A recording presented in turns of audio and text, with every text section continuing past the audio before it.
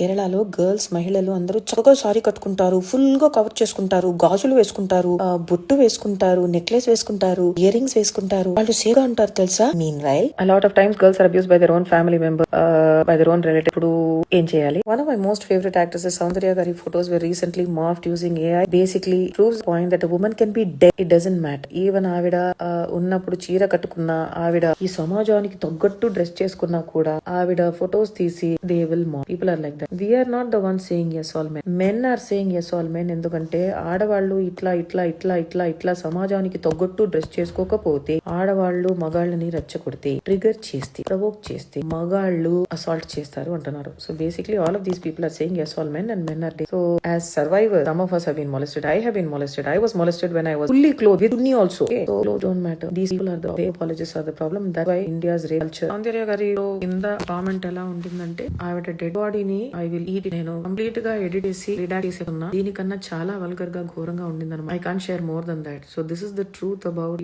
Here and their minds. Recent times లో చాలా మంది కేసెస్ వస్తున్నాయి where boys are being gang raped by men. So అబ్బాయిలు కూడా చీరలు కట్టుకోవాలా ఏమో నేను కూడా అట్లాగే మా అబ్బాయిని కూడా పెంచుతాను. బికాస్ ఈ సమాజంలో మీ సమాజంలో పెంచుతున్నాను కాబట్టి I need to understand how your rape apologist mind set blaming clothes for sexual abuse and sexual harassment and sexual assault on any gender is called a rape apologist mind set. So ఈ rape apologist mind set ని comment చేసి ఇదే మన culture, ఇదే మన ప్రకృతి, ఇదే మన సమాజం, ఇదే మన భారతీయ సంస్కారం అని వాగుతున్నటువంటి మనుషులు, please remember this is called a rape apologist mind set.